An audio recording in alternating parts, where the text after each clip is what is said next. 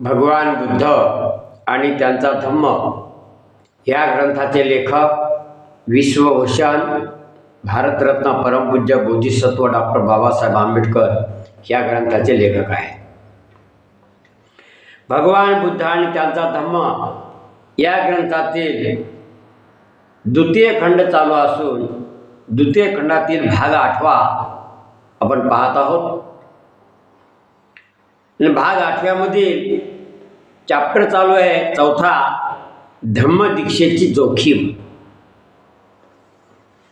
तर आजच्या भागाला आपण सुरुवात करण्या अगोदर आपण समर्पण घेत आहोत. सुखो बुद्धानुमुपादो सुखा सधम्म देशना सुखा संगस्य सामगी समागान तपो सुख. सुखद बुद्धाचा जन्म, सुखकर समोपदेश, सद्धम्मोपदेश, सुखकर संघ एकता आणि सुखद समूह तपस्या. धम्मपद मधील बुद्धवग्गो 14:194 अशा प्रकारे आपण समर्पण घेतलेलं आहे आणि आजच्या भागाला सुरुवात करतोय, आपल्या चॅप्टरला सुरुवात करतोय. पूर्वी भगवान बुद्ध राजगृहापासून 500 योजने अंतरावर असलेल्या एका पर्वतमय प्रदेशात राहत होते. त्या पर्वतमय प्रदेशात 122 लोकांची टोळी होती. 122 लोकांची टोळी होती. हे लोक शिकार करून मारलेल्या जनावरांचे मांस खाऊन आपला उदरनिर्वाह करीत असत. ही जी टोळी होती हे जंगलातील प्राण्यांचा शिकार करून आपला उदरनिर्वाह ते करत होते, उदरनिर्वाह करीत.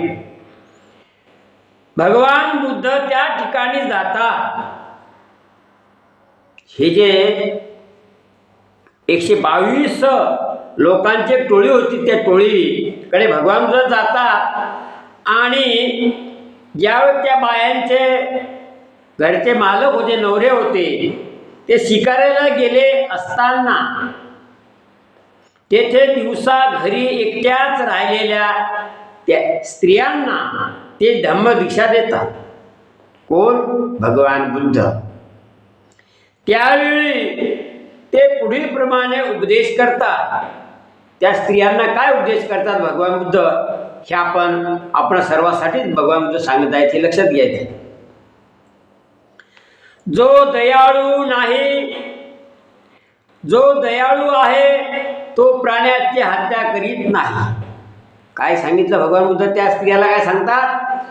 जो दयाळू आहे तो प्राण्याची हत्या करीत नाही किंवा प्राण्याची हत्या न करणे हा दयाळू माणसाचा धर्म होय, असं भगवान बुद्ध त्या प्रवचनातून त्या स्त्रियांना सांगतात.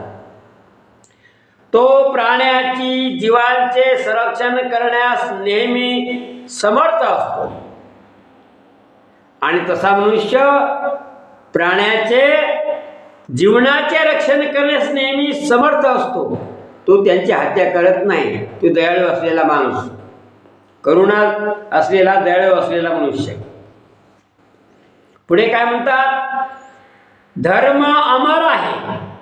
काय सांगितलं भगवान बुद्धानं? धर्म अमर आहे. ह्या धर्माचे पालन करणाऱ्यावर कधीही संकट कोसळणार नाही. आणि धम्म हा अमर आहे, धर्म अमर आहे आणि याचं पालन करणाऱ्यावर कधीही संकट कोसळणार नाही. म्हणजे प्राण्याची हिंसा न करणाऱ्यावर संकट येणार नाही, असं भगवान बुद्धाला सांगायचं. विनयशीलता, ऐहिक भोगाविषयीची उपेक्षा कोणाला कष्ट न देणे, कोणाला क्रोध येईल असे न करणे, हे ब्रह्मलोकांचे लक्षण आहे. ब्रह्मलोक कोण म्हणजे? ब्रह्मलोक म्हणजे आकाशातले ब्रह्मलोक नाही. ते ब्रह्मलोक म्हणजे ज्ञानी लोक, शहाणे लोक, त्यांना ब्रह्मलोक म्हटल्या जाते.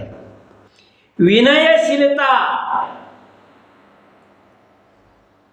ऐहिक भोगाविषयीची उपेक्षा, कोणालाही कष्ट न देणे, कोणाला विनाकारण तकलीफ न देणे, कोणाला क्रोध येईल असे न करणे, हे ब्रह्मलोकांचे लक्षण आहे. म्हणजे चांगल्या विद्वान लोकांचं हे लक्षण आहे, असं भगवान बुद्ध त्या स्त्रियांना आपल्या प्रवचनामधून सांगत आहे.